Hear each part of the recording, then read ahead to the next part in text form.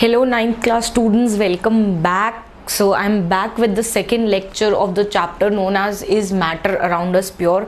Last वाली class में हमने इस चैप्टर के बेसिक इंट्रोडक्शन को समझने की कोशिश करी थी। हमने ये समझने की कोशिश करी थी कि केमिस्ट्री में किसी भी चीज़ को प्योर कब कंसिडर किया जाता है और किसी भी चीज़ को प्योर कंसिडर करने के लिए क्या क्राइटेरिया फॉलो करना चाहिए और किसी भी चीज़ को इम्प्योर बताने के लिए किस क्राइटेरिया को फॉलो करना चाहिए। ये सारी चीज़ें हम लास्ट क्लास में पढ़ चुके थे। लास्ट क्लास में हमने प्योर सब्सटेंसेस के बारे में पढ़ा, उनकी इंपॉर्टेंट प्रॉपर्टीज़ को डिस्कस किया, और जब हम वो सारा डिस्कशन कर रहे थे उसी पॉइंट ऑफ टाइम पे मैंने आपको एक बहुत इंपॉर्टेंट चीज़ बताई थी। जो क्या चीज़ थी कि हमारे जो प्योर सब्सटेंसेस होते हैं बेसिकली वो दो पार्ट्स में डिवाइडेड होते हैं, और वो दो पार्ट्स क्या थे? एलिमेंट्स और कंपाउंड्स। मैंने आपको ये भी बताया था लास्ट वाली क्लास में कि मॉलिक्यूल्स के कंसेप्ट को समझना बहुत ज़्यादा ज़रूरी होता है, क्योंकि बच्चे काफ़ी ज़्यादा कंफ्यूज रहते हैं बिटवीन मॉलिक्यूल्स एंड कंपाउंड्स। उनको बहुत कंफ्यूजन्स बिल्ड होते रहते हैं। हम एक एक करके धीरे धीरे करके सारी चीज़ों को सॉर्ट आउट करते हुए चलेंगे। लास्ट वाली क्लास में जो अच्छी अच्छी ट्रिक मैंने आपको बताई थी, जहाँ पे आपको बहुत इंपॉर्टेंट था इस बात को ध्यान रखना कि हम जल्दी जल्दी से ये चीज़ सीख जाएं कि कैसे केमिकल फॉर्मूलेज लिखे जाते हैं डिफरेंट डिफरेंट सब्सटेंसेस के, ताकि आगे चल के जब भी ये क्वेश्चन आए, identify which of the following is considered as a pure substance, तो आपको बहुत ज़्यादा टाइम उस पर न लगाएं आप, और आप उस क्वेश्चन को विद इन सेकेंड्स सॉल्व कर पाए। चलिए थोड़ा और आगे बढ़ते हैं और आज डिटेल में पढ़ाई करेंगे कि एलिमेंट्स क्या होते हैं, कंपाउंड्स क्या होते हैं, एलिमेंट्स के क्या कैरेक्टरिस्टिक्स वो पजेस करते हैं, कंपाउंड्स के क्या कैरेक्टरिस्टिक्स होते हैं, और कैसे एक एलिमेंट एक कंपाउंड से डिफरेंट होता है। क्लियर? पेपर में स्टैंडर्ड क्वेश्चंस होते हैं। मैं 2-3 स्टैंडर्ड क्वेश्चंस पहले ही बता देती हूँ लेक्चर शुरू करने से, ताकि जब ये लेक्चर पढ़ाऊँ तो आप उसी पर्सपेक्टिव को रहते हुए इस लेक्चर को समझे। पहली इंपॉर्टेंट चीज़ हमें ये पता होना चाहिए, what is an element clear होना चाहिए हमारे दिमाग में। अगर क्वेश्चन आ जाए डिफाइन एलिमेंट, तो आपको पता होना चाहिए आपको क्या पॉइंट्स लिखने हैं। व्हाट इज एन एलिमेंट आपको पता होना चाहिए, उस एलिमेंट के क्या इंपॉर्टेंट कैरेक्टरिस्टिक्स हैं वो आपको पता होने चाहिए। कंपाउंड क्या होता है, उसके इंपॉर्टेंट कैरेक्टरिस्टिक्स क्या होते हैं, दोनों विद एग्जाम्पल्स आपके दिमाग में क्लियर होने चाहिए, ताकि अगर जस्टिफिकेशन का क्वेश्चन आ जाए, justify water is a compound और एन एलिमेंट, आपको जस्टिफाई करना है, बताइए वाटर कंपाउंड है या एलिमेंट, तो आप इतने कॉन्फिडेंट होने चाहिए कि आप with reasons and with example उस प्रोसेस को समझा सके। एक और बहुत इंपॉर्टेंट डिमार्केशन का क्वेश्चन आता है, जहां पे आपको डिफरेंशिएट करना होता है between an element and a compound. तो आज जिस तरीके से मैंने पॉइंट्स लिख रखे हैं ना, एक एक करके समझना, आपको बहुत आसानी से एलिमेंट और कंपाउंड का डिफरेंस विजिबल हो जाएगा। चलिए क्लास को स्टार्ट करते हैं, धीरे धीरे कर कर एक एक चीज को समझना शुरू करते हैं। सबसे पहले बात करते हैं एलिमेंट की। मैंने जब प्योर सब्सटेंस पढ़ाया था तो वहां पर एक लाइन बताई थी that a pure substance is made up of only one kind of particle, और पार्टिकल वर्ड पे कह दिया था कि आगे चल के बताऊंगी कि ये पार्टिकल वर्ड क्या सिग्निफाई करता है। समझ में आ गई ये चीज? तो जब हम एलिमेंट की बात करते हैं, किसकी बात करते हैं? एलिमेंट की। तो एलिमेंट, पहली चीज, element is a pure substance. An element is a pure substance which is made up of only single kind of atom. अब पार्टिकल की जगह मैंने कौन सा वर्ड यूज कर लिया? एटम। मतलब मेरा जो एलिमेंट होता है वो एक ऐसा प्योर सब्सटेंस है जो सिर्फ और सिर्फ एक सिंगल काइंड ऑफ एटम से मिलकर बनता है। क्या ये बात समझ में आ गई? क्लियर हो गई ये चीज? मतलब मेरा जो एलिमेंट होगा उसका फॉर्मेशन तभी होगा जब उसमें single kind of atoms present होंगे, एक ही तरीके के एटम होंगे। अगर मेरे पास सोडियम एलिमेंट है तो वो सिर्फ और सिर्फ सोडियम के एटम से ही मिलकर बना होगा, उसमें कहीं पे क्लोरीन या ऑक्सीजन के एटम्स प्रेजेंट नहीं होंगे, क्योंकि मेरी एलिमेंट की डेफिनेशन में साफ साफ ये कह दिया जाता है that N element is a pure substance which is made up of a single kind of atom. Clear हो गई ये वाली चीज? मेरे पास अगर ऑक्सीजन एलिमेंट है तो वो ऑक्सीजन एलिमेंट सिर्फ और सिर्फ ऑक्सीजन एटम्स कंसिस्ट करता होगा, इसके अलावा कुछ भी कंसिस्ट नहीं करता होगा।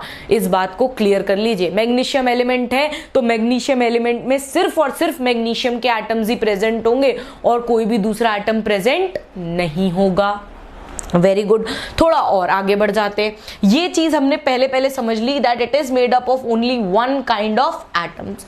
Now the second most important thing जिसे ध्यान रखना बहुत ज्यादा जरूरी है, that an element is a substance which cannot be split up into two or more simpler substances by usual chemical methods or any physical method।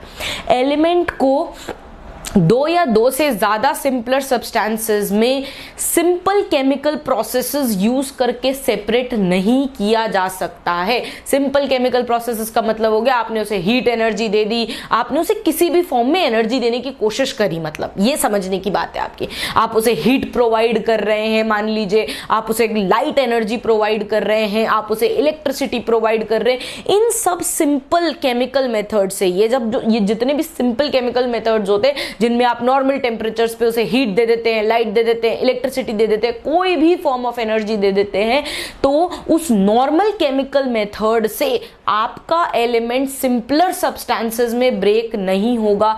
इस बात को समझ लीजिए।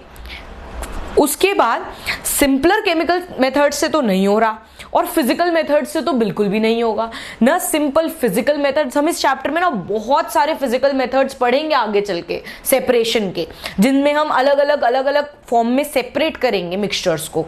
मिक्सचर्स बताए थे ना कल मैंने, प्योर सब्सटेंसेस और मिक्सचर्स, दो पार्ट में आपका मैटर डिवाइडेड होता है।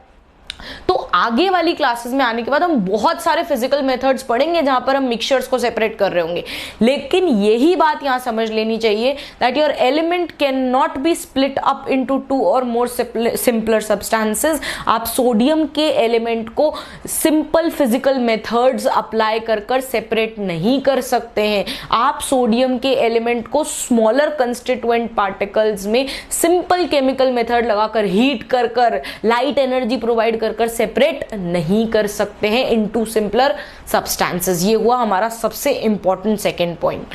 क्लियर? वो एक ही तरीके के एटम्स से मिलकर बनेगा।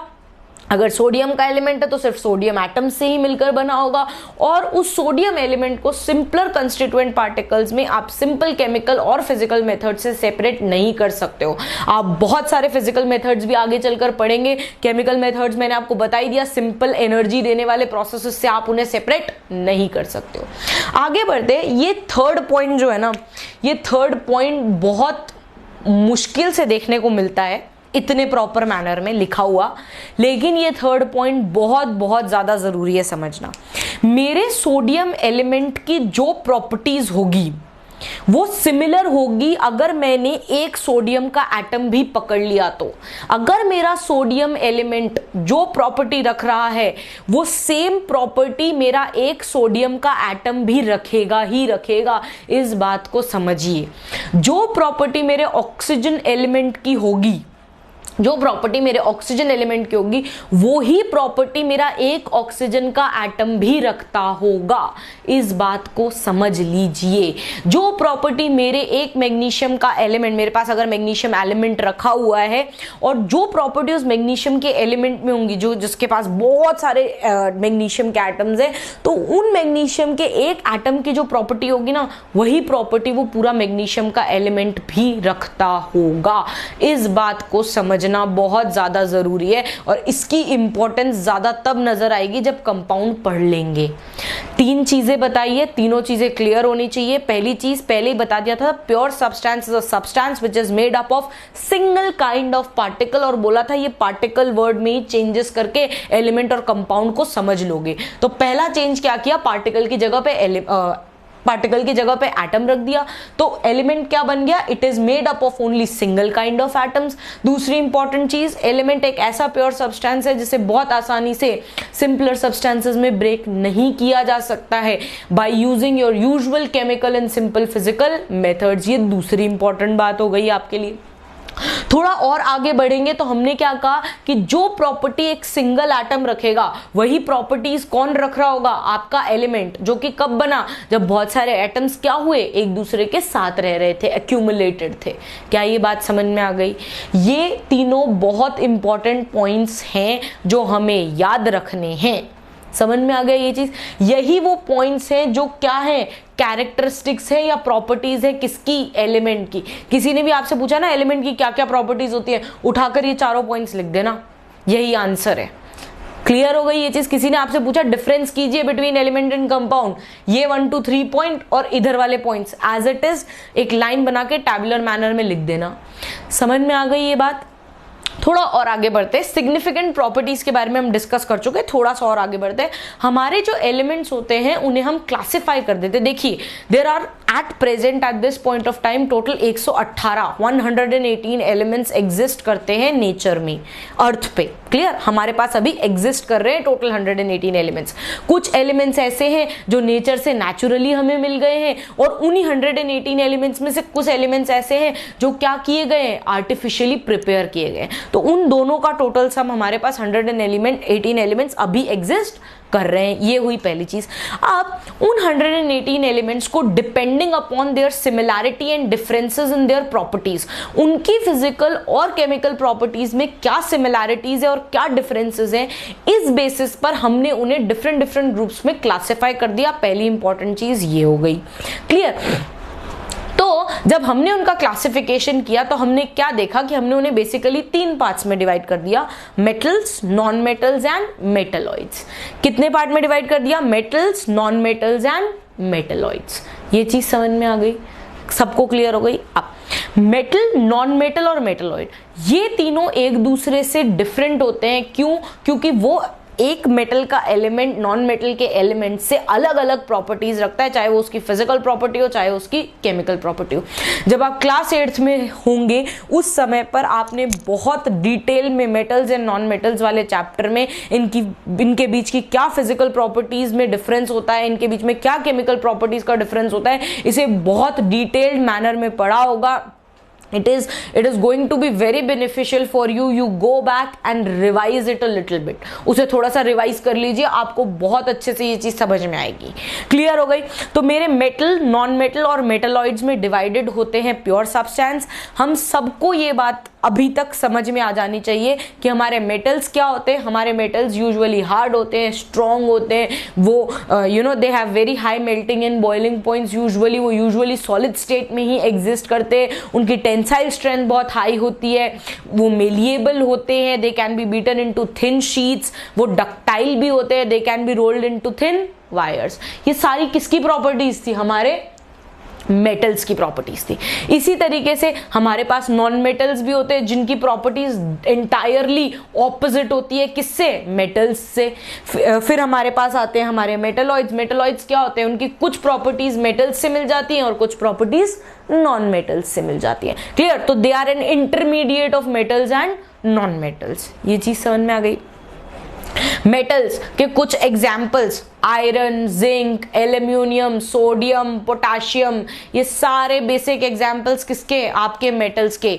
नॉन मेटल्स की बात कीजिए, oxygen, nitrogen, sulphur, fluorine, chlorine, bromine, ये सब क्या है? आपके non metals. Metalloids, boron, germanium, silicon, ये सब क्या है? आपके मेटलॉइड्स। ये सब क्या है? आपके metalloids. Basic examples 9th class में आते आते सब बच्चों को पता होते हैं कि मेटल्स के क्या एग्जाम्पल्स हैं, नॉन मेटल्स के क्या एग्जाम्पल्स हैं, मेटलॉइड्स के क्या एग्जाम्पल्स हैं। लेकिन आज जो चीज हमने सीखी ना, वो ये चीज थी कि मेटल, नॉन मेटल्स और metalloids, all 3 of them come under the category of elements. ये सब एलिमेंट्स होते हैं and elements are also considered as the purest form of the substance. Substance का one of the most purest form होता है एक element. क्या होता है? एक एलिमेंट।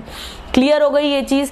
यहां से हमें ये पता पड़ गया कि मेटल क्या है, नॉन मेटल क्या है, मेटलॉइड क्या है। हम पहले भी हमारी जूनियर क्लासेस में पढ़कर इस चीज को आ चुके हैं। मेटल, नॉन मेटल और मेटलॉइड के बारे में कुछ चीजें और भी इंपॉर्टेंट होती हैं।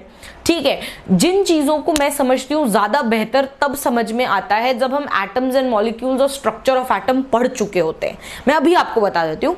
ठीक है, मैं कुछ हिंट आपको उसकी दे दूंगी। आगे चल के जब हम एटम्स एंड मॉलिक्यूल्स और स्ट्रक्चर ऑफ एटम वाला चैप्टर पढ़ रहे होंगे, उस समय पर हम एटम की कॉन्फ़िगरेशन को बहुत ढंग से समझ चुके होंगे। डिटेल में पढ़ते हैं काफी अच्छे से।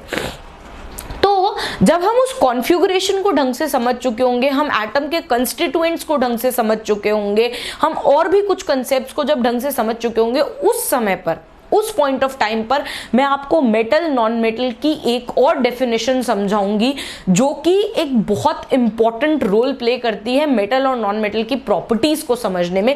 लेकिन वो चीज मैं अभी इसलिए डिस्कस नहीं कर रही हूं क्योंकि 90% ऑफ द स्टूडेंट्स जो होते हैं उनको एटम की कंस्टिट्यूएंट्स के बारे में प्रॉपर नॉलेज नहीं होती है कहीं ना कहीं से थोड़ी बहुत नॉलेज सबको मिलती रहती है, सब बहुत क्यूरियस होते हैं। लेकिन मेरा ऐसा मानना है कि किसी भी चीज को ढंग से पढ़ना चाहिए, स्टेप बाय स्टेप पढ़ना चाहिए। आप इधर उधर से थोड़ा थोड़ा पढ़ लेते हैं ना, वो बहुत हार्मफुल होता है। तो हमारे पास बहुत टाइम है, कोई जल्दी नहीं है हमें, ठीक है। तो हमने अभी जो मेटल नॉन मेटल और मेटलॉइड की डेफिनेशन मैंने आपको बताई, वो बताई on the basis of their difference in properties, लेकिन इनकी डेफिनेशन इनके केमिकल नेचर पर भी बेस्ड होती है और वो डेफिनेशन समझना बहुत जरूरी होता है, जो मैं आगे चलकर एक बार जब एटम्स एंड मॉलिक्यूल्स पढ़ा रही होंगी उसी समय पर अपने आप डिस्कस कर लूंगी। तो घबराने की जरूरत नहीं है अगर कोई और डेफिनेशन नजर आ जाए तो। क्लियर हो गई ये वाली चीज। हमने अभी सिर्फ इतना सा याद रखना है कि मेटल्स जो होते हैं उनकी कुछ प्रॉपर्टीज ऐसी होती हैं जो हमें पता होनी चाहिए, which is that your metals are hard, they are strong, they have high tensile strength, उनकी टेंसाइल स्ट्रेंथ बहुत अच्छी होती है, वो यूजुअली सॉलिड स्टेट में एग्जिस्ट करते हैं, वो पजेस करते हैं मेलिएबिलिटी और डक्टिलिटी की प्रॉपर्टी। मेलिएबिलिटी का मतलब होता है आप मेटल को थिन शीट में कन्वर्ट कर सकते हैं, डक्टिलिटी का मतलब होता है आप मेटल को थिन वायर्स में कन्वर्ट कर चुके होते हैं, मेटल्स सोनोरस होते हैं, मेटल्स की शाइनी अपीयरेंस होती है, वो लस्ट्रस भी होते हैं। और ये जितनी भी प्रॉपर्टीज थी इनकी जस्ट ऑपोजिट प्रॉपर्टी किसकी होती है? नॉन मेटल की होती है। Your non metals are bad conductors of heat and electricity, they have very dull appearance, they are not malleable, they are not ductile. Clear हो गई ये चीज? ठीक है। आपने नॉन मेटल का बहुत प्रोमिनेंट एग्जाम्पल कार्बन भी पढ़ा होगा 8th क्लास में, याद है? याद नहीं भी आ रहा हो तो एक बार जल्दी से रिवाइज कर लीजिएगा, आपको सब कुछ रिफ्रेश हो जाएगा। ठीक है, थोड़ा और आगे बढ़ते हैं नेक्स्ट पॉइंट पे। तो कुछ पॉइंट्स हैं जो 9th क्लास की एनसीईआरटी जो आपकी बुक है, एनसीईआरटी की बुक्स है, उसमें हाईलाइटेड मैनर में लिखे हुए हैं। और ये जो पॉइंट्स मैं आगे आने वाले बताने वाली हूँ, ये पॉइंट्स काफी बार कॉम्पिटिटिव एग्जाम्स में आते हुए नजर आए हैं, तो इन्हें ढंग से समझ लीजिएगा। पहली सबसे इंपॉर्टेंट चीज जो हमें ध्यान रखनी है वो क्या है कि most of your metals, most of your elements rather we should say, आपके मोस्ट ऑफ द एलिमेंट्स जो है वो सॉलिड नेचर के होते हैं, वो सॉलिडिफाइड फॉर्म में हमें अर्थ पे अवेलेबल हो जाते हैं। लेकिन दो ऐसे एलिमेंट्स हैं जो रूम टेम्परेचर पर लिक्विड स्टेट में एग्जिस्ट करते हैं, जिसमें से पहला तो है मेटल और उसका नाम है मरकरी। उसका क्या नाम है? मरकरी। मरकरी जो होता है it is liquid at room temperature, वो लिक्विड स्टेट में मिलता है, सिल्वर कलर का होता है। ये चीज भी आपने पढ़ी होगी 8th क्लास में। वहीं पे जो दूसरा एलिमेंट है जो हमें लिक्विड स्टेट में मिलेगा वो है bromine. Bromine is again a liquid non metal. Bromine is the only liquid non metal. तो मरकरी तो हो गया मेटल जो कि लिक्विड स्टेट में है, और ब्रोमीन हो गया नॉन मेटल जो कि किस स्टेट में? लिक्विड स्टेट में। ये बहुत इंपॉर्टेंट है समझना। क्लियर हो गई ये वाली चीज? इसके बाद एक और बहुत इंपॉर्टेंट पॉइंट आता है जहां पर हम अर्थ पे एलिमेंट्स की अबंडेंस के बारे में बात करते हैं। हम इस बारे में बात करते हैं कि हमें अर्थ पे सबसे ज्यादा अबंडेंटली कौन सा एलिमेंट अर्थ की क्रस्ट में मिलता है। समझने की कोशिश कीजिए, अर्थ की क्रस्ट में कौन सा एलिमेंट सबसे ज्यादा अबंडेंस में अवेलेबल होता है। मैं एनवायरमेंट की बात नहीं कर रही हूं, मैं एनवायरमेंट एटमॉस्फेयर की बात नहीं कर रही हूं, कंफ्यूज मत होना। मैं हर बार वो पॉइंट पहले ही बोल देती हूँ जिस पॉइंट को देखकर बच्चे हमेशा कंफ्यूज करते हैं। मैं एटमॉस्फेयर में प्रेजेंट गैसेस की बात नहीं कर रही हूं, मैं बात कर रही हूं अर्थ क्रस्ट में किस एलिमेंट की अबंडेंस सबसे ज्यादा है। कंफ्यूजन नहीं लाना है हमें यहाँ पे। तो अर्थ क्रस्ट में अगर आपसे पूछा गया कौन सा एलिमेंट सबसे ज्यादा अबंडेंस में है, कौन सा एलिमेंट सबसे ज्यादा अबंडेंस में है, तो वो है हमारा ऑक्सीजन। वो कौन है? हमारा ऑक्सीजन।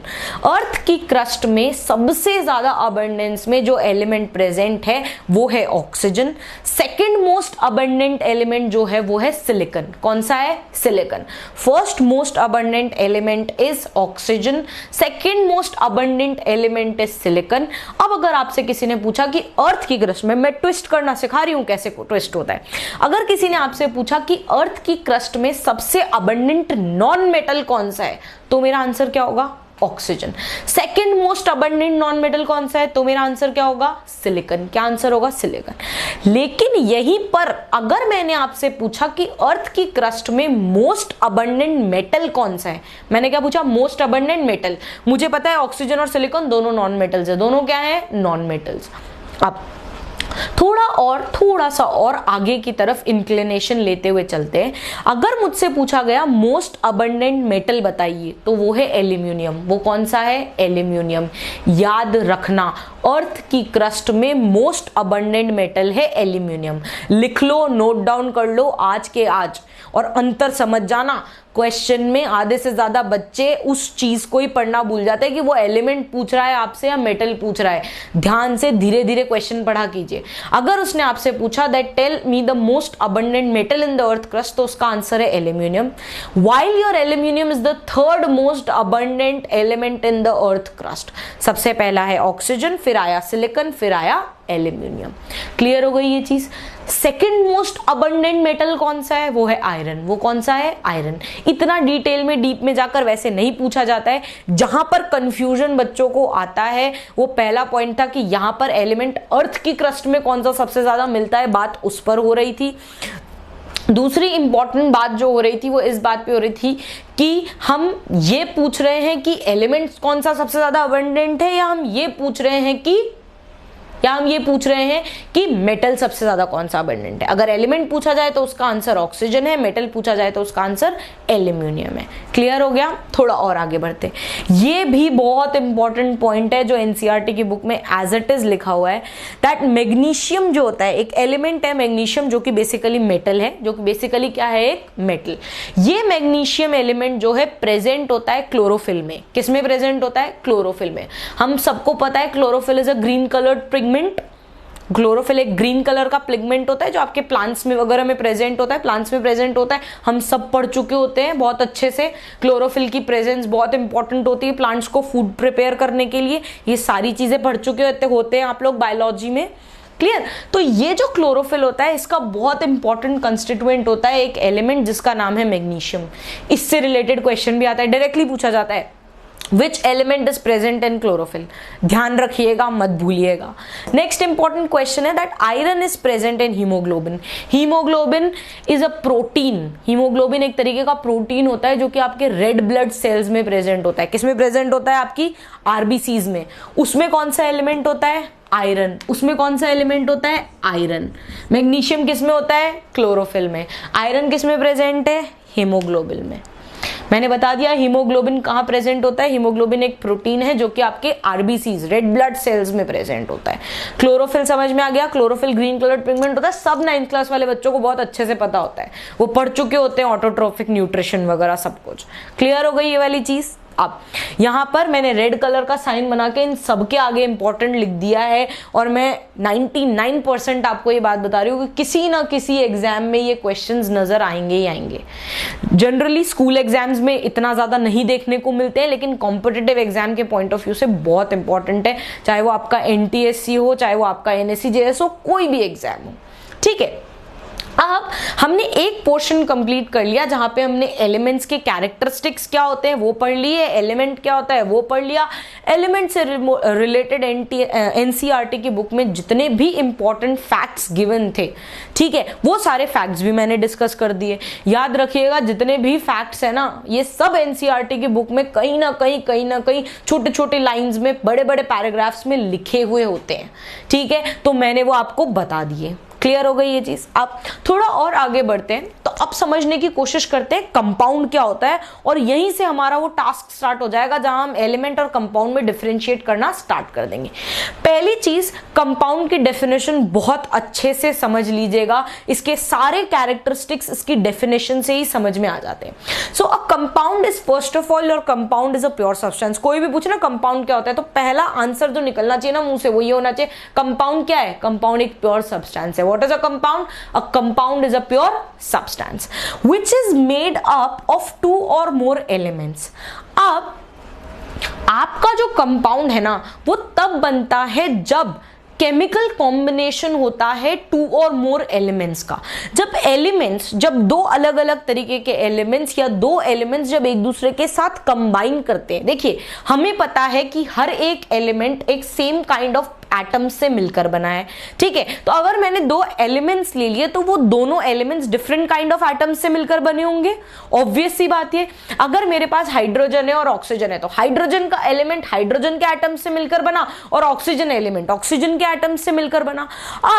अब मैं कहां आगे बढ़ रही हूं, जब मैं कंपाउंड पढ़ रही हूं ना, तो मैं उस स्टेट पे हूं जहां मैं ये देखूंगी कि क्या होगा जब मेरे हाइड्रोजन का एलिमेंट और ऑक्सीजन का एलिमेंट एक दूसरे के साथ इंटरैक्शन करेगा। ये चीज समझ में आ गई। यहां पर हम जब बात कर रहे थे तो हमने ये कहा था कि element single kind of atom से मिलकर बनाया है, और कंपाउंड की डेफिनेशन का पहला ही पॉइंट क्या हो गया, that an compound is a pure substance which is made by the chemical combination. उसमें क्या होता है, वो कब बनता है, जब केमिकल कॉम्बिनेशन होता है टू और मोर एलिमेंट्स का, जब दो या दो से ज्यादा एलिमेंट्स एक दूसरे के साथ केमिकली कंबाइन होते हैं।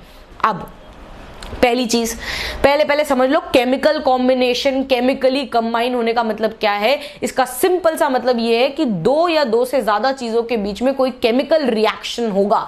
जब तक केमिकल रिएक्शन नहीं होगा तब तक तो कंपाउंड बनेगा ही नहीं। क्लियर हो गई ये वाली चीज। मतलब दो चीजें या दो से ज्यादा चीजें, कौन सी, एलिमेंट्स, टू और मोर एलिमेंट्स जब तक एक दूसरे के साथ कोई केमिकल रिएक्शन नहीं करते हैं, ठीक है, तब तक तो कंपाउंड बनना नहीं है। एक और इंपॉर्टेंट पॉइंट, जब भी दो या दो से ज्यादा एलिमेंट्स एक दूसरे के साथ केमिकली कंबाइन हो रहे होंगे तो उनके केमिकल कॉम्बिनेशन के टाइम पे वो जो दोनों एलिमेंट्स है ना, उनका फिक्स्ड प्रोपोर्शन मिक्स होएगा। फिक्स्ड प्रोपोर्शन मिक्स होने का मतलब क्या है, इसका मतलब यह है कि लेट्स से मैंने हाइड्रोजन लिया और ऑक्सीजन लिया और मैंने सोचा कि मैं हाइड्रोजन और ऑक्सीजन को मिक्स करती हूँ, हाइड्रोजन और ऑक्सीजन के बीच में कोई भी केमिकल रिएक्शन करवाती हूँ और ये ऑब्जर्व करती हूँ कि प्रोडक्ट क्या होगा। ठीक है, समझते, कंसेप्चुअली समझते, रटने की जरूरत नहीं है। मैंने ये देखा कि मैं एक चीज फिक्स कर लेती हूँ कि एक बार मैं हाइड्रोजन और ऑक्सीजन की क्वांटिटी फिक्स करके चल ली है, ठीक है।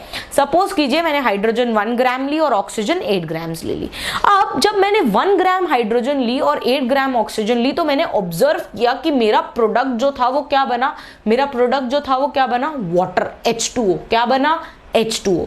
मैंने क्या लिया, हाइड्रोजन लिया, ऑक्सीजन लिया और इन दोनों को एक फिक्स्ड प्रोपोर्शन बाय मास में कंबाइन किया। मतलब जो क्वांटिटीज मैंने इनकी ली ना वो प्रोपोर्शनल है। और वो क्या प्रोपोर्शनैलिटी रखी मैंने, कि मैंने क्या लिया, 1:8। मतलब 1 ग्राम हाइड्रोजन ली तो 8 ग्राम क्या ले ली, ऑक्सीजन। ऐसे चले तो मैंने अगर 2 ग्राम हाइड्रोजन ली तो मैं 16 ग्राम क्या ले लूंगी, ऑक्सीजन। 1:8 बाय मास में कंबाइन करा है। प्रोपोर्शन को क्या रखा है, फिक्स्ड रखा है। क्लियर हो गई। अब प्रोपोर्शन को फिक्स रखना इसीलिए इंपॉर्टेंट है, समझते चले। प्रोपोर्शन को फिक्स रखना इसीलिए इंपॉर्टेंट है क्योंकि जैसे ही आप प्रोपोर्शंस में चेंज लाएंगे, प्रोपोर्शन में चेंज लाने का मतलब ये है कि जैसे ही आप एक चीज और दो चीजें आपकी कंबाइन कर रहे हैं, उनकी क्वांटिटीज जिस कॉम्बिनेशन में वो कंबाइन हो रहे हैं, जैसे ही आप उस कॉम्बिनेशन को अफेक्ट करेंगे ना तो बनने वाले कंपाउंड अफेक्ट हो जाएगा।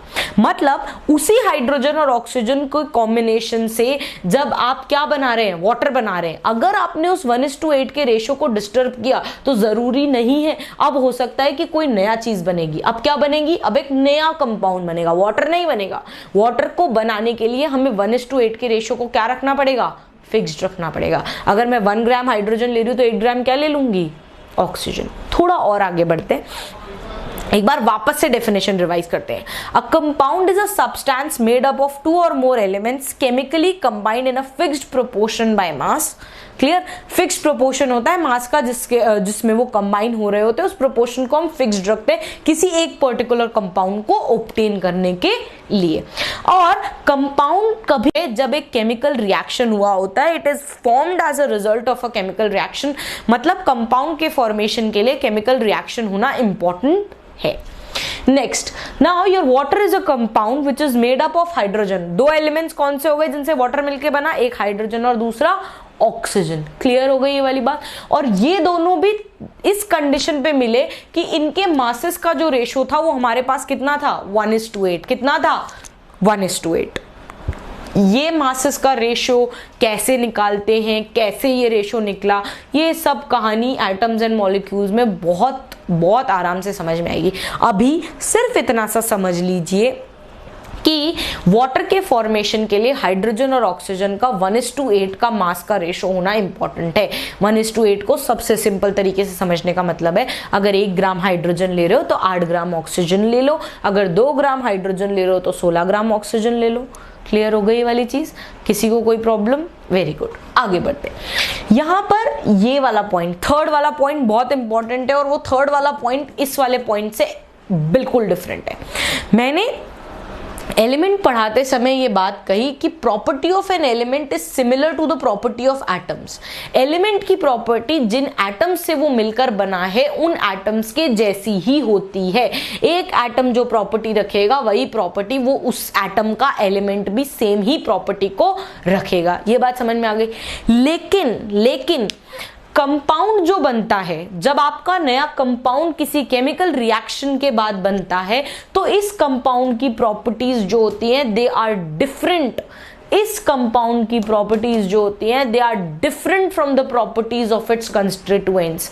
इस कंपाउंड की प्रॉपर्टीज जिनसे मिलकर बना होता है उन कंस्टिट्यूएंट से बिल्कुल अलग होती है। अब इसको रियल लाइफ एग्जाम्पल से अभी के अभी देख लो। ये प्रॉपर्टी न जाने कितनी बार, ये वाली प्रॉपर्टी आपको ऑब्जेक्टिव क्वेश्चंस में नजर आ जाएगी, बहुत बार नजर आएगी, many number of times.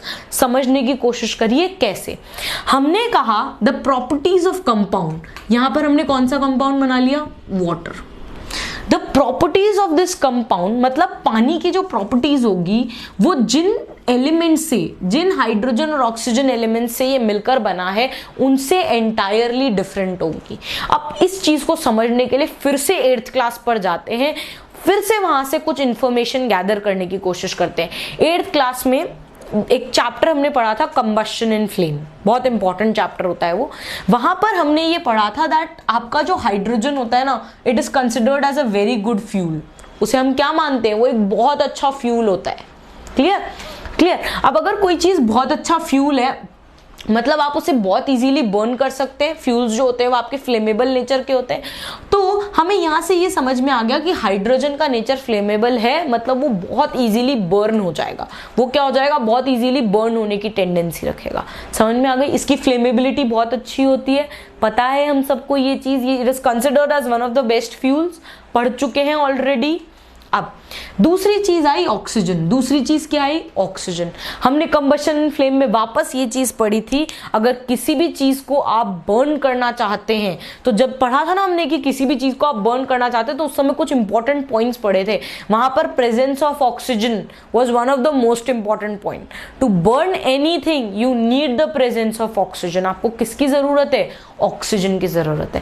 That means your oxygen is combustible in nature. आपके ऑक्सीजन का नेचर कैसा होता है? It is a combustible gas. ये एक ऐसी गैस है जो कि रिस्पॉन्सिबल, जिसकी प्रेजेंस रिस्पॉन्सिबल होती है बर्निंग के फिनोमेना को इनहैंस करने के लिए। बर्निंग के फिनोमेना को अगर बर्निंग का फिनोमेना हो रहा है तो ऑक्सीजन की प्रेजेंस हमारे लिए क्या होती है? बहुत इंपॉर्टेंट होती है। समझ के चलिए, हाइड्रोजन और oxygen. Hydrogen is a flammable gas, it is ready to get burned, and oxygen is a gas जिसकी प्रेजेंस में चीजें बर्न होती हैं। तो इन दोनों का नेचर कैसा है? जला देने वाला। And both these thing undergo a chemical reaction. ये हाइड्रोजन और ऑक्सीजन एक केमिकल रिएक्शन को अंडरगो करते हैं, और इस तरीके से अंडरगो करते हैं कि इन दोनों का जो प्रोपोर्शन है जिसमें ये दोनों चीजें कंबाइन हो रही हैं वो प्रोपोर्शन फिक्स्ड है। वो प्रोपोर्शन क्या है? फिक्स्ड है। उस फिक्स्ड प्रोपोर्शन में जब ये दोनों चीजें एक दूसरे के साथ कंबाइन होती हैं तो इन्होंने एक ऐसा प्रोडक्ट बनाया। इन्होंने क्या बनाया? एक ऐसा प्रोडक्ट बनाया जिसे हमने कंबशन इन फ्लेम के चैप्टर में उस पोर्शन में पढ़ा था जहां हम फायर एक्सटिंक्शन की बात कर रहे थे, जहां हम ये बात कर रहे थे कि अगर किसी जगह पर फायर लग जाती है ड्यू टू सर्टेन रीजंस, तो हम वाटर को यूज करेंगे एज अ कूलेंट, हम वाटर को यूज करेंगे एज अ वे कि वो उस फायर को क्या कर सके, स्टॉप कर सके। अब इमेजिन कीजिए डिफरेंस इन प्रॉपर्टीज। दो ऐसे इनिशियल कंस्टिट्यूएंट्स, ये इनिशियल कंस्टिट्यूएंट्स रिएक्शन के रिएक्टेंट्स है, ठीक है, जो इनिशियली हमारे पास हाइड्रोजन और ऑक्सीजन प्रेजेंट है।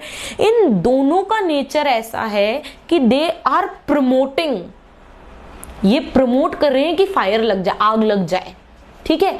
और इन दोनों ने एक ऐसी प्रोडक्ट का प्रोडक्शन किया जिसकी प्रॉपर्टीज एक्सट्रीमली डिफरेंट है, और उसे तो हम यूज ही फायर को एक्सटिंग्विश करने के लिए कर रहे हैं। समझ में आया? यहां से दो चीजें समझ में आई। पहली चीज ये समझ में आई कि केमिकल रिएक्शन कितनी बड़ी चीज है।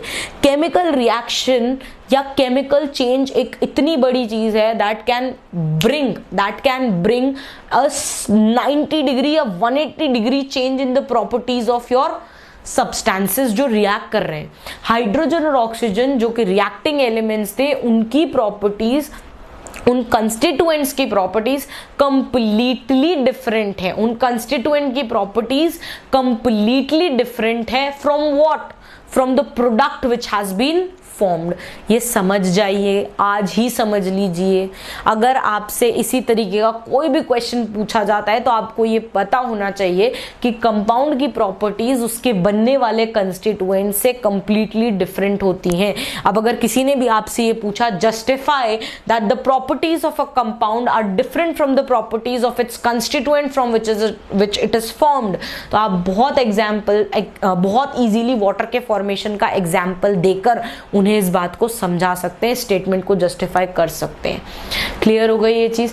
क्योंकि जिन कंस्टिट्यूएंट से वो मिलकर बना है उसकी प्रॉपर्टीज कंप्लीटली डिफरेंट है from the product which is being formed which is your compound.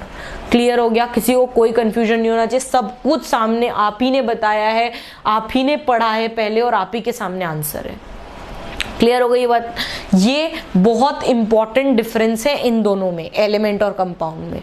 Clear हो गई ये चीज? अब यहां पर हमने पढ़ा था कि एलिमेंट को हम स्प्लिट अप नहीं कर सकते थ्रू सिंपल केमिकल मेथड्स, लेकिन आपका जो कंपाउंड होता है ना, वो बहुत इजीली वो सेपरेट किया जा सकता है by your simple chemical process. वो सिंपल केमिकल प्रोसेस से वो स्प्लिट अप किया जा सकता है, लेकिन फिजिकल प्रोसेस से सेपरेट नहीं कर सकते।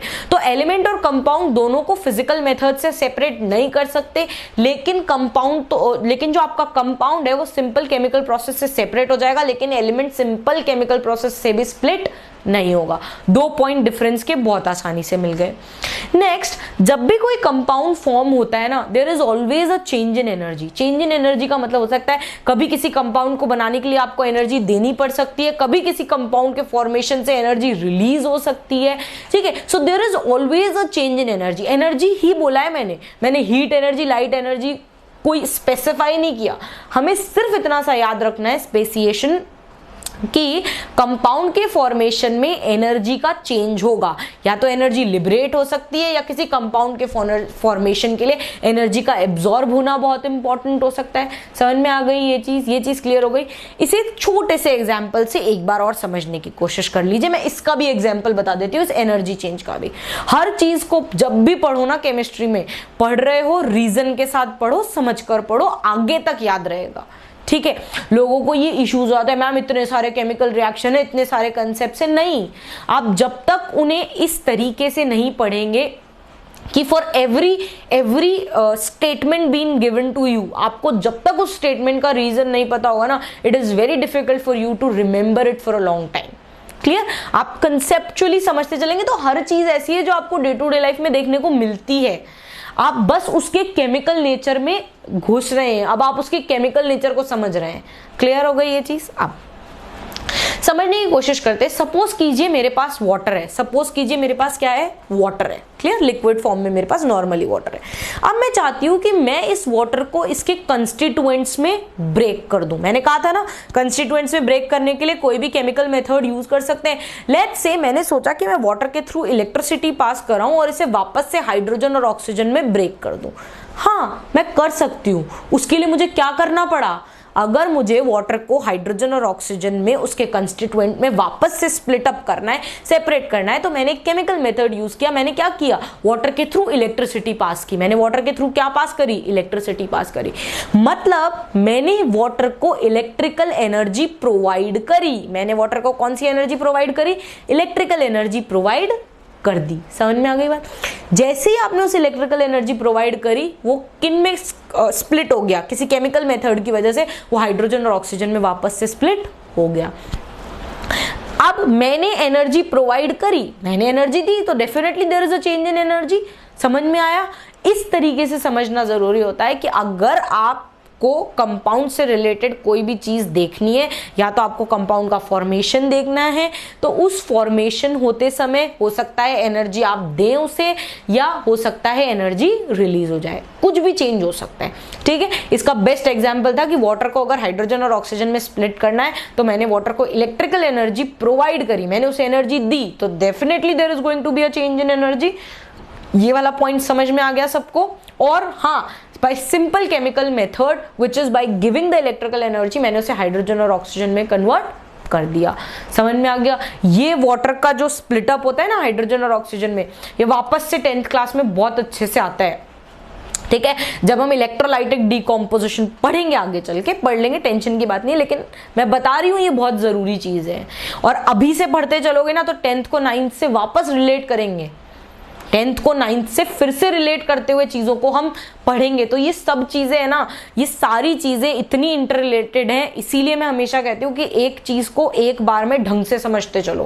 कुछ भी छोड़ दिया ना आपको केमिस्ट्री से, जब ऐसा लगता है ना यार केमिस्ट्री नहीं पढ़नी, केमिस्ट्री नहीं पढ़नी, तो वो वही लोग होते हैं जिन्होंने छोटे छोटे बिट्स छोड़ रखे होते हैं केमिस्ट्री में।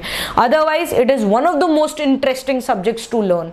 बहुत प्रैक्टिकल रियल लाइफ सब्जेक्ट है, बहुत मजा आता है पढ़ने में, लेकिन मजा सिर्फ उन्हीं को नहीं आता जिन्होंने पहली चीज कुछ ना कुछ बीच में बिट्स छोड़ रखे होते हैं, कोई ना कोई कंसेप्ट होता है जो क्लिक नहीं हो रहा होता है। Those are the only people who do not find interest in chemistry. And I am pretty sure, मैं जब भी मेरे बच्चों को पढ़ाती हूँ ना, उनको बहुत मजा आता है इस सब्जेक्ट को पढ़ने में। तो पढ़ते चलते धीरे धीरे सब चीजें क्लियर हो जाएंगी। समझ में आ गया। तो यहां से हमने कुछ बेसिक प्रॉपर्टीज को समझ लिया, एलिमेंट्स की भी, कंपाउंड्स की भी।